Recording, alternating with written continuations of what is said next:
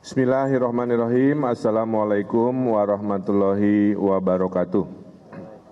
Rekan-rekan media, atas nama pemerintah Provinsi Jawa Barat, kami ingin mengupdate banyak hal penting terkait perkembangan dalam rangka penanggulangan virus COVID-19 atau coronavirus disease 19 yang ada di Jawa Barat. Saya mulai dulu dengan statistik ya. Yang dipantau yaitu orang-orang yang tidak masuk rumah sakit tapi dicurigai pola aktivitas sosialnya ada 706, yang sudah selesai artinya isolasi pribadinya, self isolasinya sudah beres 256, yang masih dipantau karena waktunya belum habis ada 448. Kemudian PDP yang pasien dalam pengawasan ada 182, terdiri dari 54 negatif, alhamdulillah, 28 masih menunggu hasil, ya, jadi belum ada statusnya, dan 6 positif. Nah, 6 positif itu adalah 2 yang warga Depok pertama, kasus 12, kemudian 1 warga Cianjur yang meninggal dunia yang dulu disampaikan Bupati Cianjur, ternyata data terakhir yang kami terima pasien positif. Kemudian 2 di Kabupaten Bekasi adalah istri dan anak dari pasien yang di Cianjur, itu juga positif. Dan 1 di Kota Bandung positif. Dan 1 di Kota Cirebon yang dirawat di Rumah Sakit Umum Daerah Sunan Gunung Jati. Itu saya kira data per pagi ini yang bisa kami laporkan. Nah, kami sudah berkoordinasi setiap hari melalui Pusat Informasi dan Koordinasi COVID-19 Jawa Barat, sangat efektif saya sampaikan. Semua informasi-informasi disebarluaskan. Yang pertama yang perlu dicatat oleh media, mulai kemarin kita sudah melakukan tes proaktif. Jadi tidak menunggu dulu orang bergejala, masuk rumah sakit baru dicek hasilnya positif negatif ke pusat, tapi kita akan melakukan tes proaktif melalui Labkesnya Jawa Barat berkoordinasi dengan Fakultas Kedokteran Unpad dan Pusat Penelitian Nanoscience dan Nanoteknologi ITB. Nah, itu sudah dilakukan kepada mereka-mereka yang terpantau dan mereka-mereka yang tidak bergejala juga tapi patut diwaspadai untuk dites. Salah satunya adalah klaster para perawat tenaga medik yang merawat pasien yang positif, itu juga akan didahulukan, sehingga kita lakukan itu.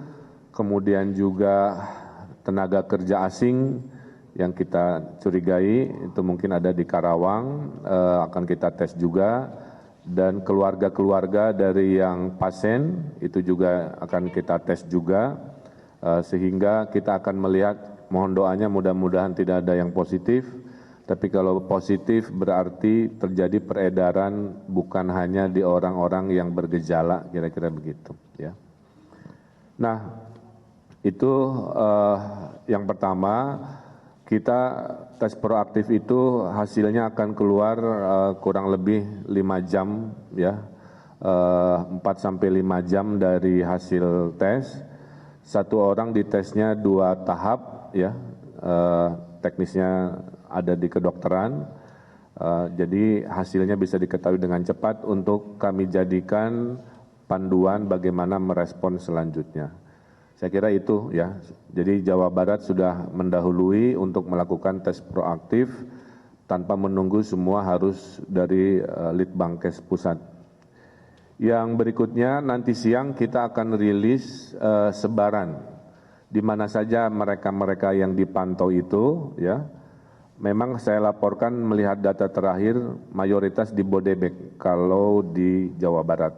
Dari titik-titiknya itu paling banyak mengikuti pola memang epicentrumnya ada di Jakarta yang mayoritas akhirnya sebarannya mayoritas di Jabodebek kira-kira begitu. Di sebaran itu juga masih terlihat ada yang kosong, alhamdulillah di beberapa, tapi ini tidak menandakan bahwa belum tentu tidak ada, kira-kira begitu ya. Nah itu siang akan dirilis sebagai jawaban kami pemerintah daerah Jawa Barat mencoba untuk transparan kepada masyarakat ya. Nanti titik-titik itu basisnya kelurahan ya. Jadi tidak ada data yang sifatnya pribadi yang disampaikan karena itu sesuai dengan kode etiknya, basisnya sampai kelurahan sehingga nanti para lurah, kepala desa yang datanya ada di sebaran itu untuk melakukan tindakan-tindakan edukasi dan preventif dan lain-lain.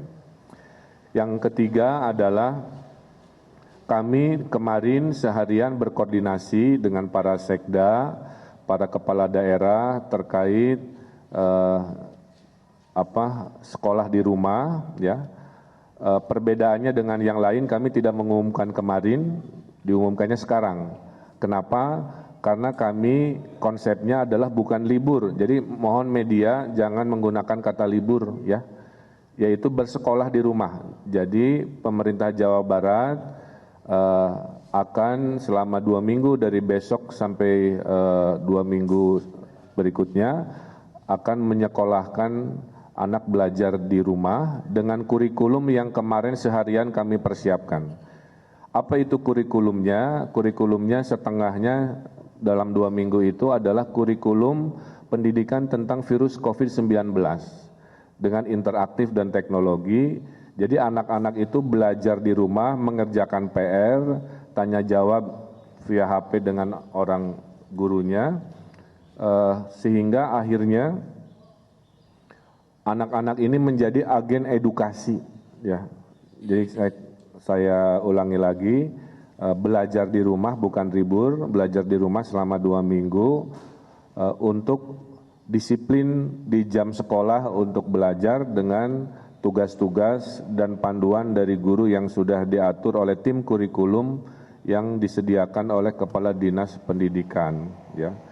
Nah, saya sangat mengapresiasi beberapa kepala daerah, wali kota, bupati sudah responsif mengumumkan belajar di rumah ini kemarin. Ada saya pantau Depok, Bekasi, Bandung, dan Karawang dan lain-lain. Nah hari ini dipertegas, diumumkan oleh pemerintah provinsi, sekolah dari mulai PAUD, TK, SD, SMP, SMA, SMK yang dalam kewenangan kami, dan kami himbau perguruan tinggi juga untuk melakukan hal yang sama, tapi khusus anak-anak yang level sekolah akan menjadi agen edukasi, sehingga nanti hasil tugas-tugasnya selama belajar di rumah bisa dijadikan edukasi buat orang tuanya, juga buat tetangganya, dan tentu mungkin dengan teman-temannya dalam jaringan media sosialnya. Kira-kira begitu. Nah, kemudian kita sudah menugaskan beberapa kasus spesifik ya. Yang pertama seminar di Kabupaten Bogor itu sedang dilacak pergerakan peserta seminarnya karena menurut informasi ada dugaan yang meninggal di Solo itu pernah berseminar beberapa hari sebelumnya di Sentul di Kabupaten Bogor, kira-kira begitu. Kemudian penelusuran berikutnya yang ada tablik akbar di Petaling Jaya di Malaysia itu ada dugaan peserta-peserta yang datang dari Jawa Barat, kami juga sudah lacak, dan semua yang positif itu Dinas Kesehatan di 6 titik tadi sudah melakukan telusuran, sehingga kalau ditemukan pola yang dicurigai kami akan lakukan tes proaktif, kira-kira begitu. Nah, saya kira mayoritasnya itu. Salah satu yang sedang kami kembangkan, ini lagi pada lembur, adalah Pemprov Jawa Barat akan membuat aplikasi terkait COVID-19 di Jawa Barat. Nanti kalau sudah beres aplikasinya di-download, warga yang menemukan informasi tinggal sampaikan via HP-nya tanpa harus nelfon atau ngecek website. Kemudian juga blasting informasi dari kami harian, update, sebaran itu akan ada di aplikasi COVID-19 Jawa Barat ini, sehingga ini bagian dari proses transparansi melalui teknologi yang akan kami kembangkan. Mudah-mudahan paling telat hari Selasa aplikasinya sudah selesai. Dari tim Jabar Digital Service sedang membangun apps-nya, sehingga insya Allah kesimpulannya adalah dengan segala dinamikanya, kami sangat siap, jadi warga tidak perlu khawatir. Memang berita-berita banyak hal-hal yang mungkin meresahkan, tapi kami sangat optimis dengan pola cepat tanggap, responsif, proaktif, dengan teknologi dan koordinasi satu pintu ini, insya Allah Jawa Barat bisa mengendalikan dengan cara yang sebaik-baiknya.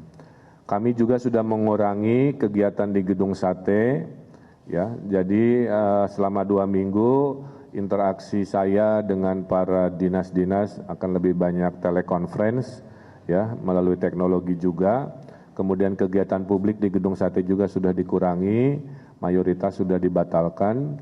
Dan kemarin kami juga laporkan sudah koordinasi dengan Majelis Ulama Indonesia, himbauannya selain meningkatkan doa dan berserah diri dan juga beribadah, karena kalau rajin beribadah stres turun, katanya kalau stres turun kekebalan juga meningkat, ya. Jadi ada logika kesehatannya juga. Yang kedua adalah untuk mengurangi kegiatan-kegiatan keagamaan yang bersifat massal, itu sudah disampaikan oleh Majelis Ulama Indonesia. Saya kira itu ya. Ada yang kelewat? Cukup. Saya kira itu pernyataan-pernyataan yang formal dari kami. Selanjutnya kami persilahkan jika ada pertanyaan. CNN.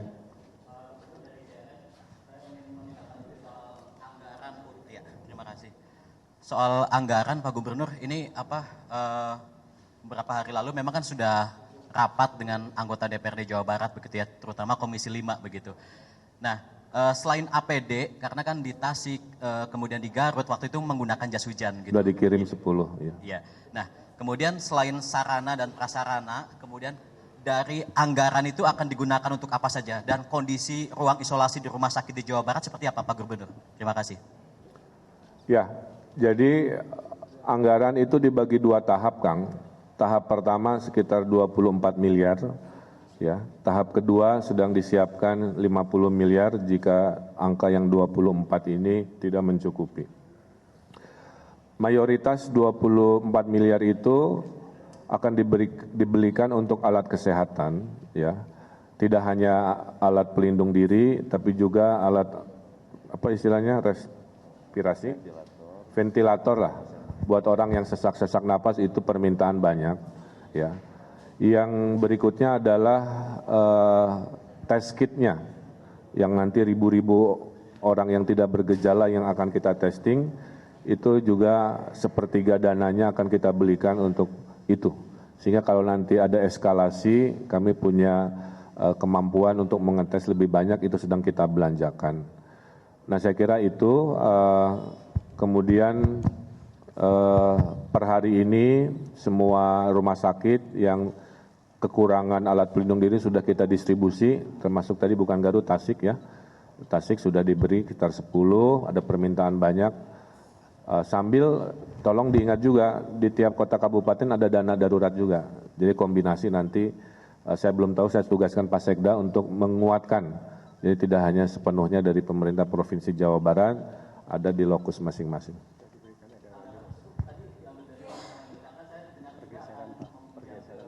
Enggak kan tadi. Jadi dalam teori APBD kalau dana tidak cukup ada namanya pergeseran program. Ya, jadi ada satu program tadinya 100 miliar kita geser aja. Karena urgensinya tersier kira-kira begitu. Jadi yang 50-nya kita ambil untuk darurat, nanti tanda kutip kekurangan yang keambil 50 dibayar di akhir tahun, sehingga program jalan tapi tidak ada gangguan karena hanya pergeseran skala prioritas. Akang yang kacamata ya, yang kacamata.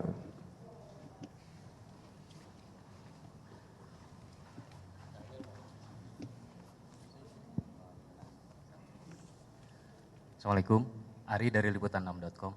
Pengen tahu Kang Emil, kalau tadi yang perawat yang dalam pengawasan atau pemantauan karena berinteraksi dengan pasien ada berapa jumlahnya?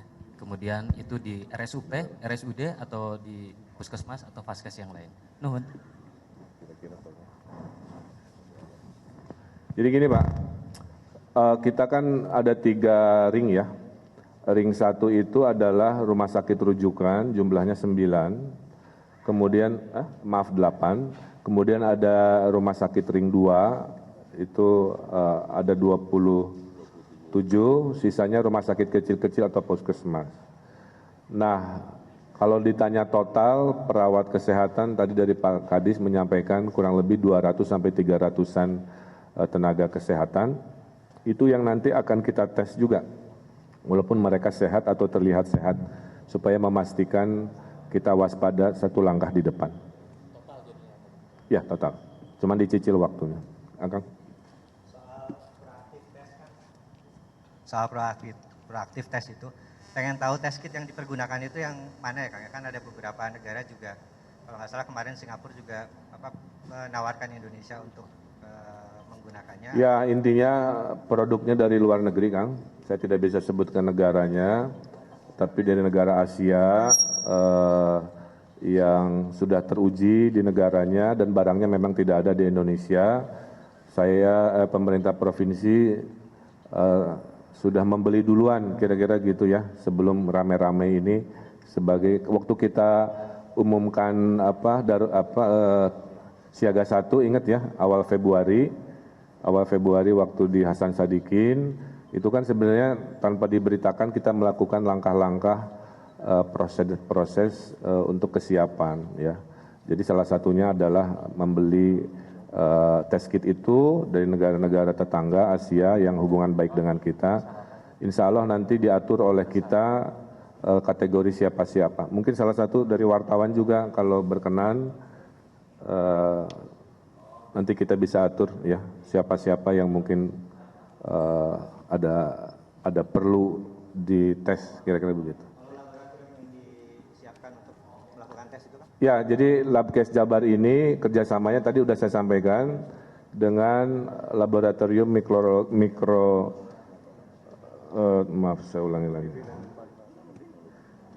Lab Mikrobiologi dan Parasitologi Fakultas Kedokteran Unpad dan Pusat Penelitian Nanoscience dan Nanoteknologi ITB. Saya kira itu dengan standar, istilahnya standar WHO disebut biosafety level 2. Pak, kalau masalah peliburan atau belajar di rumah untuk siswa dan juga mahasiswa di Jawa Barat itu apakah seluruh wilayah Jawa Barat, karena kan memang luas ya Pak, atau hanya di Bandung saja? Dan ada beberapa pertanyaan Pak soal Menhub kita yang sayangnya terjangkit. Soal Menhub yang Menteri Perhubungan yang terjangkit corona juga. Ini kan bagaimana tanggapannya, dan ada indikasi Menhub ini, Menteri Perhubungan ini kan terjangkit corona ini setelah mengawal begitu ya WNI dari Diamond Princess ini pulangkan di Kertajati. Dan Bapak kan juga sempat bersama ya, apakah ada interaksi fisik, dan kalau iya apakah sudah melakukan tes kesehatan? Terima kasih Pak. Ya, saya akan cerita apa adanya ya. Tadi Mbak nggak menyimak, saya sudah sampaikan kan, ini berlaku untuk semua daerah. Kemarin sudah koordinasi dengan Bupati, Wali Kota, dan saya sampaikan, saya mengapresiasi Bupati Wali Kota yang sudah responsif mengumumkan kemarin. Jadi tidak berlaku untuk Bandung. Saya ini Gubernur Jawa Barat, bukan lagi Wali Kota Bandung, maka semua kalimat saya itu berlaku untuk 27 daerah. Oke. Nah, saya sangat prihatin terhadap situasi yang dialami oleh Menteri Perhubungan. Nah, media ini harus clear ya. Kalau mau dihubung-hubungkan dengan Diamond Princess, kita pakai logika aja. Ada nggak awak Diamond Princess yang positif? Tidak ada, semua negatif. Jadi argumentasi itu gugur kalau menghubungkan positifnya, ini pendapat saya ya, pribadi ya. Kalau menghubungkan positifnya Menteri Perhubungan dengan Diamond Princess. Pertama jaraknya kan jauh.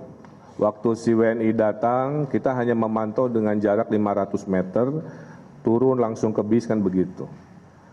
Kalau positifnya dari Diamond Princess, berarti Diamond Princess harus ada yang positif sebagai penular ke menteri kan. Nah kalau Diamond Princess-nya ABK-nya negatif, faktanya begitu, berarti dugaan kami bukan di Kertajati, bukan dari Diamond Princess. Jadi itu kalau boleh saya ulangi lagi ya. Saya kira menurut saya tidak melalui pengawalan WNI Diamond Princess karena ABK-nya sendiri negatif sehingga tidak mungkin menulari siapapun yang mengurusi kedatangan WNI Diamond Princess, kira-kira begitu. Dan saya sendiri waktu itu secara kronologis bertemu Pak Menteri itu hanya pada saat menjelang preskon aja.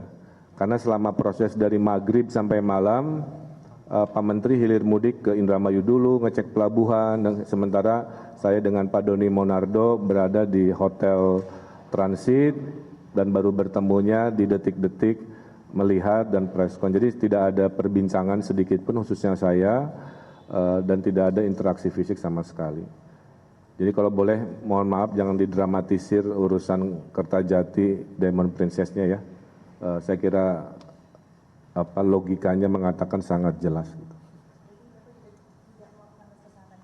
Saya insya Allah akan melakukan. Kejadian di Kertajati kan tanggal 1. Kalau pakai teori pemantauan sudah lewat 14 hari juga. Ya, jadi saya kira itu. Ya. Tapi atas nama kebaikan saya akan lakukan, nanti waktu dan teknisnya saya sampaikan. Cukup ya? Pak Gubernur, terakhir mungkin dari saya. Oh ya, apakah tes itu hanya dilakukan kepada orang-orang yang yang pernah berdekatan dengan orang positif corona, sementara yang memiliki gejala flu dan lain-lain tapi tidak berdekatan, tidak bisa dites? Kemudian di kantor saya ada 3 orang yang waktu itu ke Kertajati, dan 3 orang itu saat ini sedang demam cukup tinggi. Hari ini akan pemeriksaan ke RSHS, tapi RSHS sendiri libur, disuruhnya besok. Kenapa rumah sakit rujukan hari Minggu seperti ini malah libur? Ya. Gejala ini kan mirip-mirip flu kan gitu ya. Jadi memang jangan curiga dulu, tapi kita waspada ya. Jadi kalau memang teman Akang mau dites, daftar aja nanti ke Pak Kadinkes ya, supaya regreg badannya gitu ya. Ya, saya jawab. Jadi kalau tujuannya mau ngetes, proaktifnya Pemprov ini udah ada instrumennya, ya. Saya sediakan khusus ya untuk dilakukan itu supaya regreg gitu. Kedua, saya belum tahu bahwa ada kalimat itu, tapi yang betul memang tidak harus selalu langsung ke RSHS dulu. Jadi RSHS itu tidak bisa menerima pasien langsung, Bang. Karena definisi rujukan itu harus ada rujukan dulu. Supaya tidak kalau semuanya dikit-dikit, maaf ya, ada gejala kecil langsung ke RSHS tanpa ada diagnosa, pasti tidak akan cukup.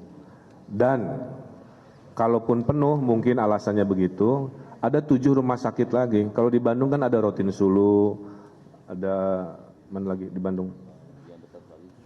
Dustira Cimahi. Jadi saya mohon izin juga sampaikan ke teman-teman, jangan dikit-dikit RSHS dikit ya. Ada 8 yang standar RSHS, 8 kayaknya. Ada 8 yang standar RSHS dan itu pun tidak boleh langsung ke sana dulu. Ada 25 rumah sakit rujukan dulu, yang istilahnya ring 2 dulu ya. Tapi ya saya sampaikan kalau mau dites nanti.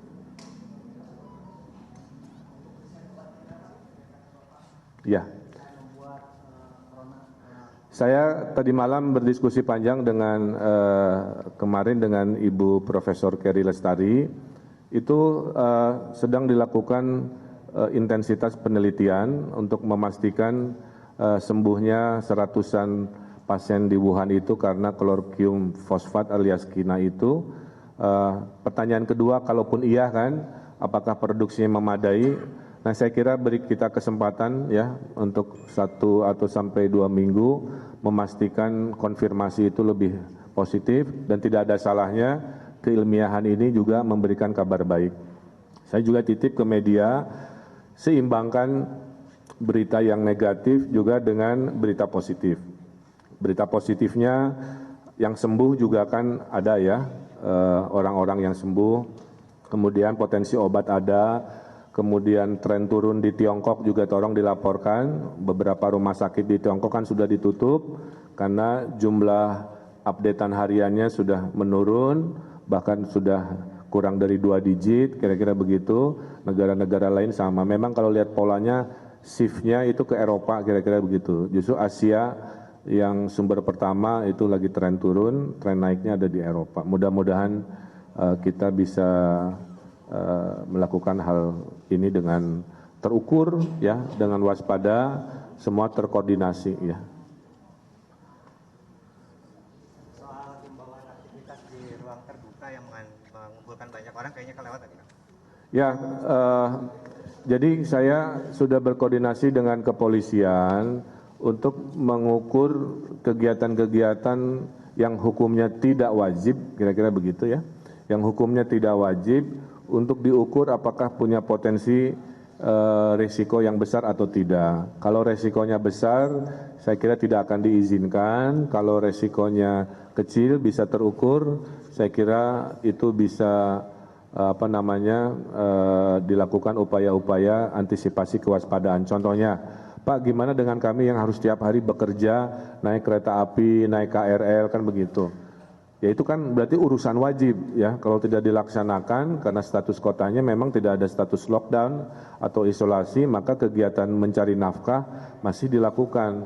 Nah, antisipasi aja dengan menjaga jarak, kalau dia batuk atau pilek, seperti sebagian dari Akang ini pakai masker kan begitu, sehingga kita bisa lakukan antisipasi menghindarkan dari yang namanya kerumunan potensi. Kita berdoa mudah-mudahan menjelang Ramadan ya, bulan puasa, di mana intensitas keumatan yang berdempetan berdesak-desakan akan sangat intens. Ini permasalahan sudah bisa turun, kita doakan mudah-mudahan. Kalaupun tidak, pelajaran dari Arab Saudi, dari negara-negara Timur Tengah sekarang lagi dibahas oleh para ulama ya. Ada negara yang tidak sholat Jumat, ada yang sholat Jumat tapi dipersingkat. Tapi bagi kita yang masih ke masjid, sebaiknya satu, berwudunya di rumah saja, lebih aman, terkendali, tidak berwudu di masjid, membawa sajadah sendiri untuk menghindari higienitas yang kurang dengan higienitas yang lebih baik, kan kira-kira begitu. Dan arahan dari beberapa ulama, kalau sakit jangan memaksakan diri beribadah bersama orang banyak, kira-kira begitu ya. Beribadahnya darurat aja dilakukan di rumah masing-masing sesuai dengan syariat yang kita pahami oleh kita semua. Cukup ya update hari ini, nanti insya Allah ada update harian lagi. Terima kasih, hatur nuhun, wassalamualaikum warahmatullahi wabarakatuh.